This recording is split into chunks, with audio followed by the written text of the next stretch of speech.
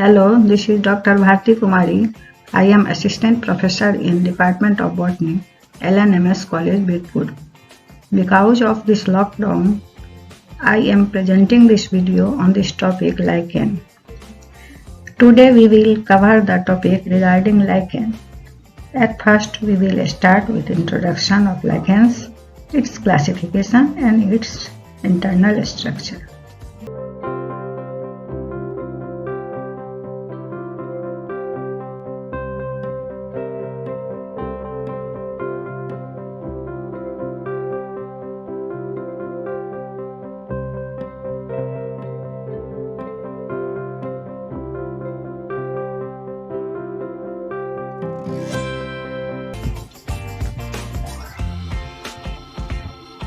Lichens are a group of structurally organized entities consisting of the permanent symbiotic association of a fungus and algae. In other words, a lichen is an association between an algae and a fungus, in which both are benefited by the association. Such an association is known as symbiosis or mutualism. Lichens क्या है? Lichens जो है algae और fungi का association है। ये दोनों एक दूसरे पर आश्रित रहते हैं और दोनों एक दूसरे से लाभान्वित होते हैं। इस प्रकार के एसोसिएशन को सिम्बायोसिस या म्यूचुअलिज्म कहते हैं। In lichen the fungal partner is known as mycobiont while the algal partner is called phycobiont. Fungal component जो होता है उसे माइक्रोबायोन्ट कहते हैं और अल्गल कंपोनेंट को हाइकोबायोन्ट कहते हैं। Usually the microbionts belongs to class Spomystis, Basidiomystis or Deuteromystis, and the phycobionts are generally blue-green algae or green algae. Microbionts को किस क्लास में बांटा गया है? तो Spomystis, Basidiomystis और Deuteromystis, और phycobionts को generally blue-green algae और green algae। आप ऐसे भी समझ सकते हैं, जैसे फंगस है, फंगस जिस प्रकार के हों उसका जो है क्लासिफिकेशन उसी अकॉर्डेंस में किया जाता है, जैसे एस्कोलाइकेन और बेसिडियोलाइकेन। सिम्बायोसिस में क्या होता है? सिम्बायोसिस में एल्गी फोटोसिंथेसिस के द्वारा अपना भोजन बनाते हैं और अपना फूड जो है प्रोवाइड करते हैं फंगस को, और फंगस जो है उसके बदले में क्या करते हैं? उसे शेल्टर प्रदान करते हैं। On the basis of formed thallus, lichens are grouped into three categories. First, crustose lichen. Second, foliose lichen. Third, fruticose lichen. Crustose lichen, when lichens form a thin crust over the rock or other material on which they grow. Example, Lasidia graphis. Crustose lichen क्या है? यह एक ऐसा प्रकार का lichen है जिसका thallus flat और हार्ड होता है। यह जिस पे भी ग्रो करेंगे वहाँ क्या होता है? पतला क्रस्ट बनाता है, मतलब पपड़ी के समान, चाहे किसी पत्थर पे या किसी और पदार्थ पे जहाँ ये ग्रो करते हैं। Second, foliose lichen. When lichen occur as plants, leaf like lobbed thalli. They are attached to rocks by means of very fine thread-like resins. Foliose lichen वैसा लाइकेन है जिसका थैलस जो है चपटा फैला हुआ तथा पत्तियों की तरह कटावदार होते हैं। क्रस्टोज लाइकेन की तरह इनकी पूरी निचली लेयर बेस से अटैच नहीं होती है।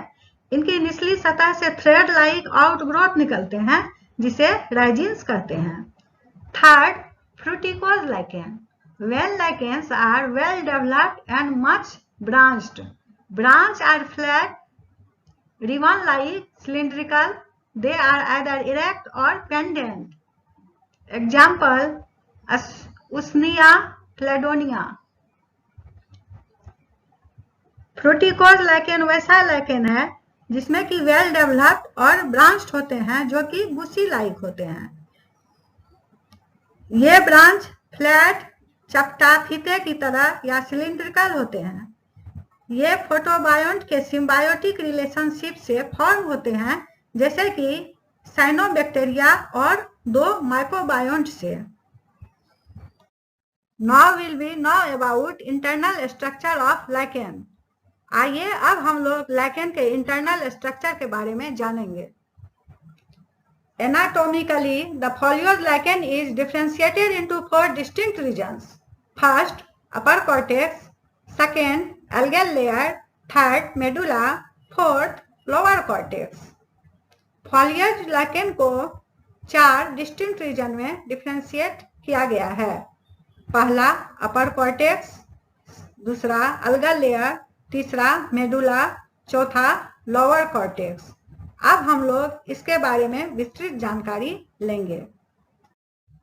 अपर cortex, it is uppermost region which composed of vertical hyphae, usually without intercellular space.